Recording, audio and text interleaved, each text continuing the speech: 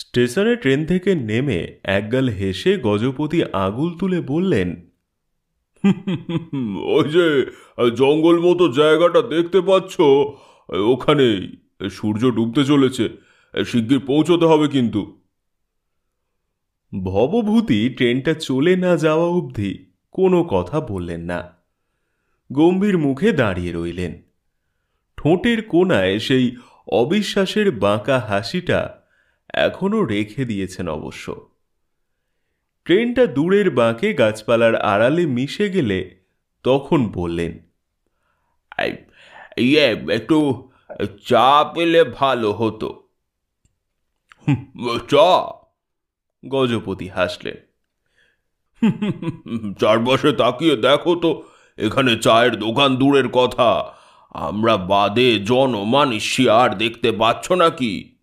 ভবভূতি দেখলেন। তাই বটে, প্ল্যাটফর্ম খাঁ খাঁ, শুধু এই স্টেশন ঘর, তার মানে একটা টিনের ঘুমটি ঘরের মতো, তাছাড়া আর কোনো ঘর বাড়িও নেই। গাছপালা ঝোপ জঙ্গল নিঝুম হয়ে ঘিরে আছে স্টেশনটা। কেমন যেন থমথমে অস্বস্তিকর হাবভাব। তারপর হঠাৎ চোখে পড়ল ঝোপের আড়ালে দুজন লোক হন করে চলে যাচ্ছে। অমনি ভবভূতি বলে উঠলেন, ওই তো দুজন লোক। গজপতি তা দেখে নিয়ে বললেন, এই স্টেশনেরই লোক, স্টেশন মাস্টার আর পয়েন্টসম্যান, কিন্তু ওরা পালাচ্ছে। হ্যাঁ, পালাচ্ছে মানে? ভবভূতি অবাক। স্টেশনে থাকতে চায় না, গজপতি জানালেন। রেলের কোয়ার্টার পর্যন্ত এখানে তৈরি করা সম্ভব হয়নি, করেছে খানিকটা দূরে। ওরা এখন পালিয়ে সেই কোয়ার্টারে ঢুকবে। পরে ট্রেন আসার সময় হলে স্টেশনে আসবে, ফের পালাবে। অবিশ্বাসী ভবভূতি বললেন, তাহলে এই স্টেশন ঘরটা তৈরি হলো কিভাবে শুনি? সে অনেক হাঙ্গামা করে হয়েছিল, সাহেব ইঞ্জিনিয়াররা এসে বানিয়েছিল, ওরা খুব ডানপিটে ছিল বলেই পেরেছে। গজপতি পা বাড়িয়ে ফের বললেন, আর ট্রেনটা কেমন ঝটপট একটু দাঁড়িয়েই তক্ষুনি লেজ তুলে কেটে পড়ল, দেখলে না? তুমি ঠাহর করলে দেখতে, ড্রাইভার, ফায়ারম্যান, গার্ড সাহেব, এমনকি যাত্রীরাও স্টেশনে এসে চোখ বুজে থাকে। ওই সিগন্যাল পেরুলে তখন চোখ খোলে। আমরা কিন্তু চোখ বুজে নেই। ভবভূতি বাঁকা হাসিটা আরো একটু লম্বা করে দিলেন। গজপতি বললেন, আমাদের ক্ষতি হওয়ার কারণ নেই বলেই চোখ খুলে রেখেছি, তুমি নিশ্চিন্তে থেকো। আমাদের গায়ে আঁচড় লাগা দূরে থাক, আমাদের উঁকি ঝুঁকি মেরে ওরা দেখতে সাহসও পাবে না, কারণ এত বড় প্রজেক্টের চার্জে আছে আবার ভাগ্নে ভূতনাথ। ভূতনাথকে ওরা কি ভয় যে পায়। প্রজেক্ট অর্থাৎ বাংলায় যাকে বলে প্রকল্প। এই প্রকল্পের কথা শুনে ভবভূতি কলকাতায় গজপতির ড্রয়িং রুমে যতটা জোরে হেসেছিলেন, এখানে পৌঁছে ততটা পারলেন না।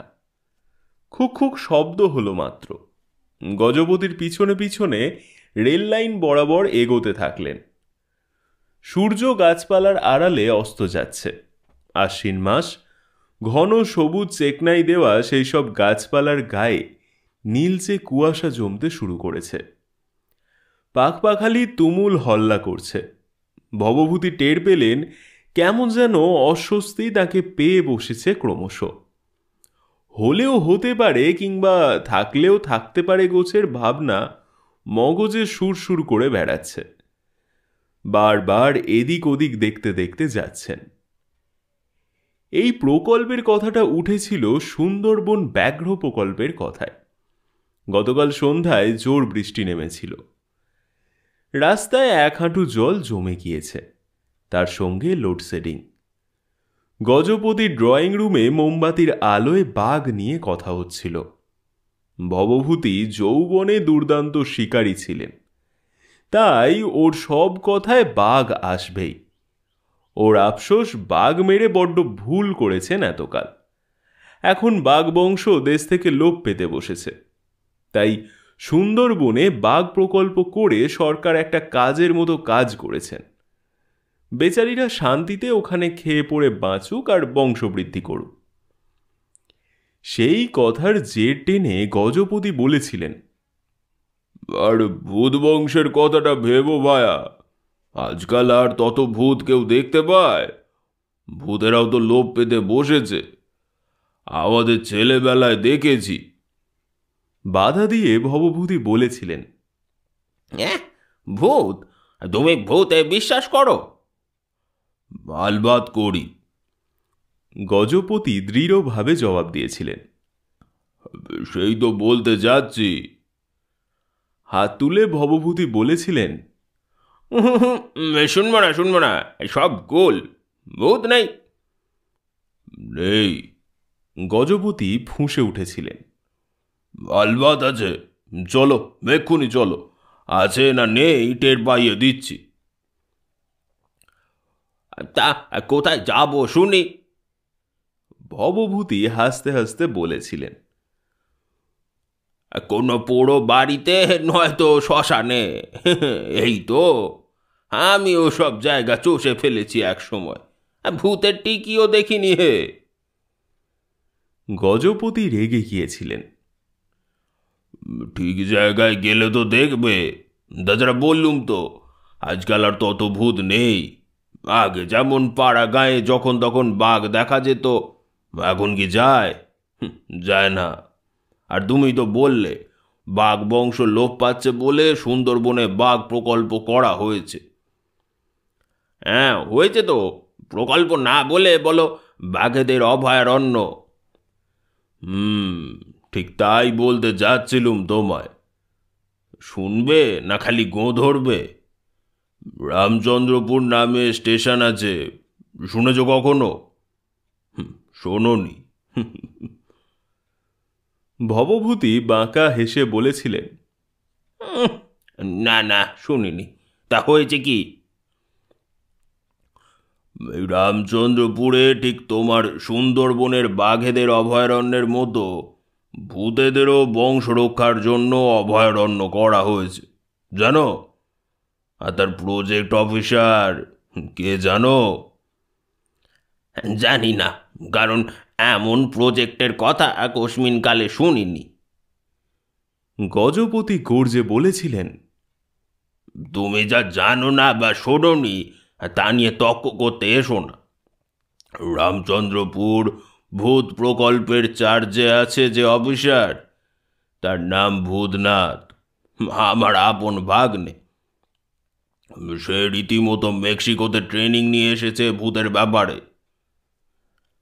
ভবভূতি অবাক হয়ে বলেছিলেন, বলো কি? মেক্সিকো বিশ্ববিদ্যালয়ে ভূত তত্ত্বে ডক্টরেট ডিগ্রি দেয়। আমাদের ভূতও সেই ডিগ্রি পেয়ে এখন ভারতের নাম করা ঘোস্ট এক্সপার্ট, অর্থাৎ ভূত বিশেষজ্ঞ হয়েছে। গত বছর যখন রামচন্দ্রপুর ঘোস্ট প্রজেক্ট ভূতেদের অভয়ারণ্য চালু হলো, তখন তার উদ্বোধন করেছিলেন কে জানো তো? ভূত বিষয়ক দপ্তরের মন্ত্রী মিসেস এস.সি. হারমোটমোটিয়া। ভবভূতি আরো অবাক। এমন সরকারি দপ্তরের নাম তো শুনিনি। আরে এসি হারমোটমোটিয়া? এই শুনিনি। গজপতির উল্লাস দেখে কে? এই তো কিছু খবর রাখো না। রাখবে কি করে? সারা জীবন তো বনে বাজারে বাঘের লেজ ফলো করেই কাটালে। শুনে রাখো, এমন দপ্তর একটা আছে, তবে গোপনীয় দপ্তর, তাই কেউ জানে না। আবার ভাগ্নের খাতিরেই আমি জেনেছি আর কি। তাহলে ওই মন্ত্রী মহোদয়ের পুরো নাম বুঝি মিসেস শাকচুন্নি হারমোটমোটিয়া? ভবভূতি ফের হেসে উঠেছিলেন। গজপতির আবার রাগ হয়েছিল। বলেছিলেন, ঠিক আছে, কাল আমার সঙ্গে বেরিয়ে পড়ো। রামচন্দ্রপুর ভূতারণ্যে গিয়ে সচক্ষে সব দেখবে, এও বুঝবে স্টেশনের নাম রামচন্দ্রপুর রাখার কারণই বা কি। তা কি কারণ শুনি? ওটা ভূতারণ্যের বর্ডার। রাম শব্দে ভূতেরা জব্দ, বুঝলে না? পাছে অভয়ারণ্য বা ভূত প্রকল্পের দু একটা পাজি ভূত এলাকা ছাড়িয়ে বাইরে গেঁও গ্রামে গিয়ে হানা দেয়, তাই ওই ব্যবস্থা।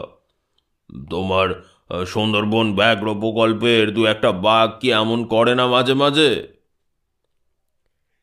রেল লাইনের ধারে ধারে কিছুটা এগিয়ে ডান দিকে সরু এক ফালি রাস্তায় নামলেন গজপতি। সামনে একটা ছোট্ট নদী দেখা যাচ্ছিল, তার ওপর কাঠের পোল আছে। সেই পোলে পৌঁছাবার পর বললেন, এবার আমরা ভূতেদের অভয়ারণ্যের এলাকায় ঢুকছি। ওই দেখো, কাঠের ফলকে দেখা আছে রামচন্দ্রপুর ভূত প্রকল্প, দেখতে পাচ্ছ তো? ভবভূতি থমকে গেলেন। মুখের বাঁকা হাসিটা মিলিয়ে গেল। কাঠের ফলকটার সামনে দাঁড়িয়ে চশমা খুলে চোখ দুটো মুছে নিলেন। তারপর চশমার কাচ ভালোভাবে মুছে হেঁট হলেন। কিন্তু না, বড় বড় হরফে সত্যি লেখা আছে রামচন্দ্রপুর ভূত প্রকল্প, এবং তলায় ব্র্যাকেটের মধ্যে 13টি প্রজাতির ভূতের অভয়ারণ্য। তার পাশে আর একটা বড় ফলকে নোটিশ, সাবধান, কেহ উহাদের উত্ত্যক্ত করিবেন না। ঘাড় মটকাইয়া দিলে সরকার দায়ী হইবেন না। তবে কেহ কেহ আদর করিয়া উহাদের কিছু খাওয়াইতে চাহেন, তাহাতে আপত্তি নাই, কিন্তু নিচের এই তালিকার খাদ্যগুলি ছাড়া আর কোনো প্রকার খাদ্য খাওয়াইবেন না, জরিমানা করা হইবে। ভবভূতি একটু ঝুঁকে খাদ্য তালিকায় ঝটপট চোখ বুলিয়ে নিলেন। দুধ, রসগোল্লা, হাড়গোড়, শুকনো গোবর, খাঁটি সরিষার তৈল, পাকা কলা, টিকটিকি ডিম ও লেজ, নানা রকম মাছ, শিঙি বাদে, আর আরশোলার ঠ্যাং। গজপতি ওর পিঠে হাত রেখে চাপা স্বরে বললেন, দেরি হয়ে যাচ্ছে, সন্ধে হয়ে গেলে আমার ভাগ্নের অফিসে গিয়ে ওসব জেনে নেবে। এসো। ভবভূতি গুম হয়ে গেছেন, মুখে রা বাক্যি নেই। তার উপর গজপতির এরকম চাপা গলায় কথা বলা শুনে তার গা ছমছম করছে এবার। দুধারে ঘন ঝোপ জঙ্গল, মাঝখানে এক ফালি পিচের পথ। কিছুটা চলার পর বড় বড় গাছের জঙ্গল দেখা গেল। তার মধ্যে একটা আলো দেখা যাচ্ছিল। গজপতি তেমনই চাপা গলায় বললেন, ওই যে শ্রীমানের অফিস, মানে আমার ভাগ্নের। ভবভূতি এখন মোটামুটি অনেকটা বিশ্বাস করে ফেলেছেন। খুঁতখুঁতে গলায় বললেন, ওদের জন্য কিছু খাবার আনা উচিত ছিল। গজপতি ঠোঁটে আঙুল রেখে বললেন, চুপ চুপ, খাবারের নাম করো না, এক্ষুনি পিছু নেবে। সেবার আমি কি বিপদেই না পড়েছিলাম এসে। পিছু নিয়েছিল নাকি? ওই অফিস অব্দি পিছন নিয়েছিল, আর খালি বলে, কি এনেছিস দিয়ে যা, কি এনেছিস দিয়ে যা। বলো কি? আচ্ছা, ওরা নাকি স্বরে কথা বলে কেন বলো তো? নাক নেই যে, কঙ্কালের মুন্ডু দেখনি, নাক আছে। ঠিক বলেছ, নাকের জায়গায় গর্ত আছে বটে। এই সময় আলো অনেক কমেছে। ভবভূতি অস্বস্তিতে হাঁটছেন আর অনবরত এদিক ওদিক চাইছেন। হঠাৎ তার মনে হলো সামনে বাঁ দিকে একটা গাছের প্রকাণ্ড মরা ও শুকনো ডালে কালো রঙের এবং দেখতে কতকটা হনুমানের মতো কি যেন বসে আছে। তারপর সেই অদ্ভুত প্রাণীটা বার কতক আপন খেয়ালে উল্লুকের মতোই শুকনো ডালটা ধরে চরকি ঘোড়া হয়ে ঘুরল। ভবভূতি শিউরে উঠে বললেন, ওইটা কি? গজপতি দেখেই চাপা স্বরে বললেন, বলো রাম রাম রাম রাম। ভবভূতি আওড়াতে শুরু করলেন, রাম রাম রাম রাম রাম রাম। সাবধানে পা টিপে টিপে জায়গাটা পেরিয়ে গিয়ে গজপতি জানালেন, এই প্রজাতির নাম গেছো। এরা গাছে থাকে, এদের বড্ড বদ অভ্যেস। টুপটাপ করে ঢিল ছোঁড়ে, মাথা ন্যাড়া দেখলে তো আর রক্ষে নেই। রাস্তাটা ডাইনে ঘুরেছে এবার, সামনে গেট দেখা যাচ্ছে, তার ওপাশে বাংলো মতো একটা বাড়ি। গেটের কাছাকাছি যেতেই ভবভূতি দেখলেন আচমকা কি একটা ঢ্যাঙা লিকলিকে মূর্তি শটান ঝোপ ঠেলে রাস্তায় এলো এবং তাদের সামনে একটু তফাতে দাঁড়িয়ে গেল। ভবভূতি ফিসফিস করে উঠলেন, এই গজু, ওটা কি? গজপতি দাঁড়িয়ে গেছেন, তেমনি ফিসফিসিয়ে বললেন, এই সেরেছে, কিছু খাবার আনা উচিত ছিল। তাই তো, অন্তত একটুখানি শুকনো গোবর। মুখের কথা মুখেই থাকলো গজপতির। সেই মুহূর্তেই হি হি হি হি করে বেজায় হেসে উঠল। ভবভূতি বিড়বিড় করতে থাকল, ট্রাম ট্রাম ট্রাম ট্রাম। তারপর টের পেলেন রামের বদলে ট্রাম বলছেন। তক্ষুনি শুধরে নিয়ে রাম নাম শুরু করলেন, আর গজপতি বিকট চেঁচিয়ে আর্তনাদের সুরে বলে উঠলেন, অভূত, ভূত রে, ভূত, তোর ঘটোৎকচকে সামলে নে, বেরিয়ে পড়েছে রে। বাংলো বাড়ি থেকে আলো হাতে বেরিয়ে কে সাড়া দিল, কোন ব্যাটারে, নাম ধরে ডাকছিস, স্পর্ধা তো কম নয়। গজপতি বললেন, বাবা ভূত, আমি রে, আমি তোর মামা গজপতি। আলো হাতে হন্তদন্ত হয়ে এগিয়ে এলো একটা লোক।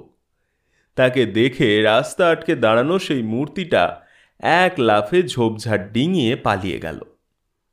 কিছুক্ষণ আচমকা যেন ঘূর্ণিঝড় বয়ে গেল। গজপতি ফিসফিস করে জানালেন, পাহাড়ি দেশের ভূত, বুঝলেন তো। তারপর ভবভূতির হাত ধরে পা বাড়িয়ে বললেন, বাবা ভূত, তোকে খবর দিয়ে আসতে পারিনি, এদিকে ট্রেনটাও লেট করেছিল। গেট খুলে ডাক্তার ভূতনাথ বললেন, মামা নাকি, আসুন আসুন, কি সৌভাগ্য, এটা উনি কে? আমার বন্ধু ভবভূতি পতিতুণ্ড। তোকে এনার কথা বলেছি, মনে নেই হয়তো। ইনি এক সময় নাম করা শিকারী ছিলেন। আর ভবভূতি এই হচ্ছে সে ডাক্তার ভূতনাথ পাত্র। ডক্টর ভূতনাথ নমস্কার করে বললেন, আসুন আসুন, কি সৌভাগ্য। বাংলো ঘরের মধ্যে একটা হ্যাজাক চলছে। লণ্ঠনটা দম কমিয়ে বারান্দায় রেখে ডক্টর ভূতনাথ ওদের নিয়ে ভেতরে ঢুকলেন। কোনার টেবিলে একটা কালো বেঁটে মোটাসোটা হাড়ি মুখো লোক খাতায় কি সব যেন লেখালেখি করছিল। একবার মুখ তুলে দেখল, ভবভূতির গা শিরশির করে উঠল লোকটাকে দেখে।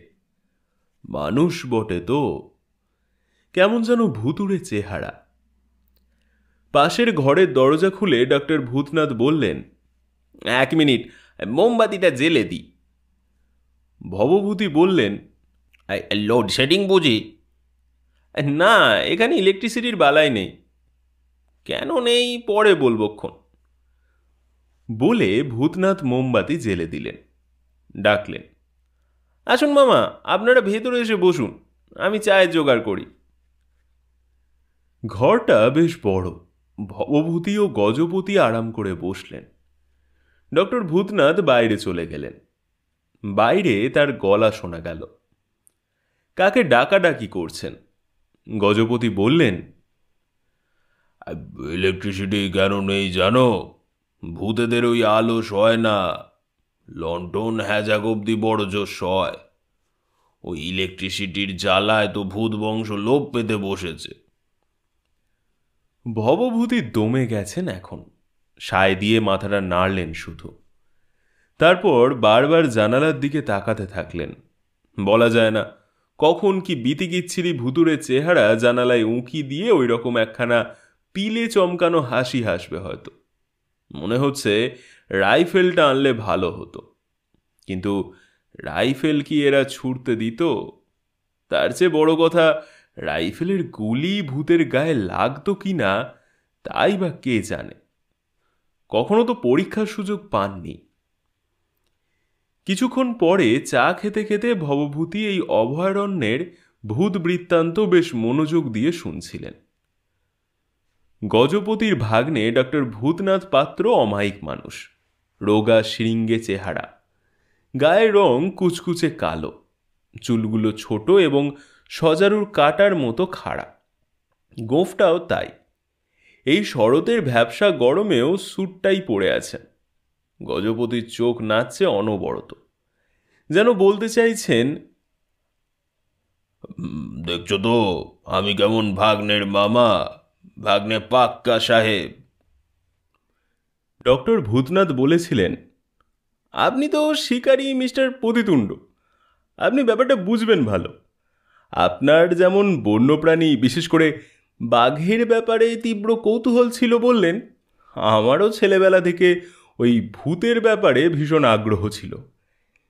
যাই হোক, হঠাৎ একদিন কাগজে দেখলুম মেক্সিকো বিশ্ববিদ্যালয়ে ভূততত্ত্বে গবেষণার জন্য সেখানকার সরকার বৃত্তি দিচ্ছে। অমনি কপাল ঠুকে দরখাস্ত করে দিলুম। ইন্টারভিউয়ে ডাক পড়ল, পাশ করে গেলুম। তারপর তো দেখতেই পাচ্ছেন, শুনেও থাকবেন। সাগ্রহে ভবভূতি বললেন, শুনেছি, কিন্তু এই প্রকল্প কিভাবে ভূত এনে জড়ো করেছে সেই কথা বলো তো বাবা, শুনি একটু। ডক্টর ভূতনাথ একটু হেসে বললেন, সে অনেক হাঙ্গামা, কাগজে বিজ্ঞাপন দিতে হয়েছিল। কেউ কোথাও ভূতের খোঁজ পেলে জানান, পুরস্কৃত করা হবে। বিস্তর চিঠিও এসেছিল, কিন্তু বেশিরভাগ জায়গায় গিয়ে দেখি মিথ্যে ভোগাচ্ছে। তবে কিছু জায়গায়, যেমন ধরুন এই কলকাতার পুরনো কয়েকটা বাড়ির ছাদ, চিলেকোঠা, সিঁড়ি হাতড়ে 3 রকম প্রজাতির ভূত পেয়েছিল। এরা সবাই কিন্তু মানুষ ভূত। কেউ আত্মহত্যা করে ভূত হয়েছে, কেউ দুর্ঘটনায় মারা গিয়েছে, কেউ খুন হয়ে মরেছে। গজপতি বললেন, ভালোভাবে না বোঝালে ভবভূতি বুঝতে পারবে না। তাহলে শুনুন, ভূত জাতি মূলত 3টি উপজাতিতে বিভক্ত। মানুষ ভূত, অর্থাৎ যাকে বলা হয় প্রেত, আর প্রকৃত ভূত, যারা মানুষ বা কোনো জীবজন্তুর অশরীরী আত্মা নয়, সে ভূত। তৃতীয় উপজাতি হচ্ছে প্রাণীজ ভূত, অর্থাৎ মানুষ বাদে অন্যান্য প্রাণী মরে যে ভূতের জন্ম। যেমন ধরুন এই গরু মরে যে ভূত হয়েছে তার নাম গোদানো। ভবভূতি আরও কৌতূহল হয়ে বললেন, এই সব রকম ভূতই তো এখানে রয়েছে নাকি? ভূতনাথ বললেন, তবে সব সময় দেখা পাওয়া মুশকিল। আপনি তো সুন্দরবন অভয়ারণ্যে গেছেন, কবার বাঘ দেখতে পেয়েছেন বলুন তো? ভবভূতি সায় দিয়ে বললেন,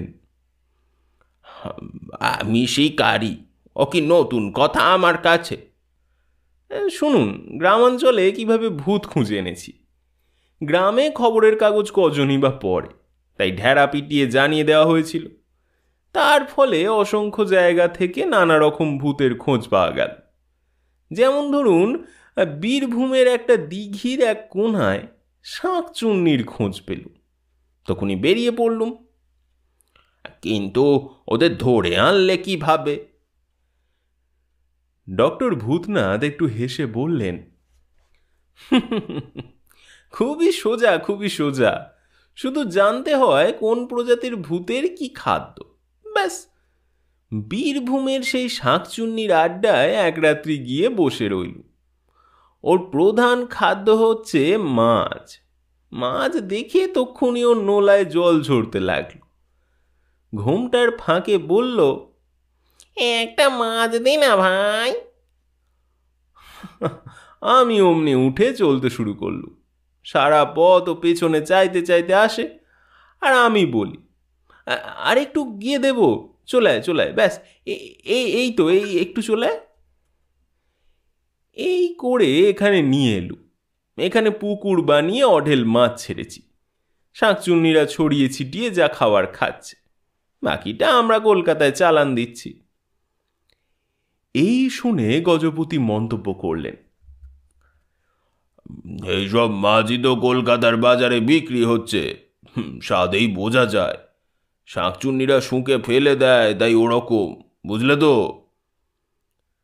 ভবভূতি বললেন, আচ্ছা বাবা ভূতনাথ, তাই দুধ, রসগোল্লা, পাকা কলা এইসব সুখাদ্য কোন ভূতে খায়? ভূত নয়, ভূতনি বলুন। এরা প্রেত উপজাতির অন্তর্গত, অর্থাৎ কোনো পেটুক মুয়ে মরে ভূত হয়েছে। যেই কথাটা বলা অমনি জানালার বাইরে থেকে খ্যানখ্যানে গলায় কে বলে উঠল, কি কি কি বললি?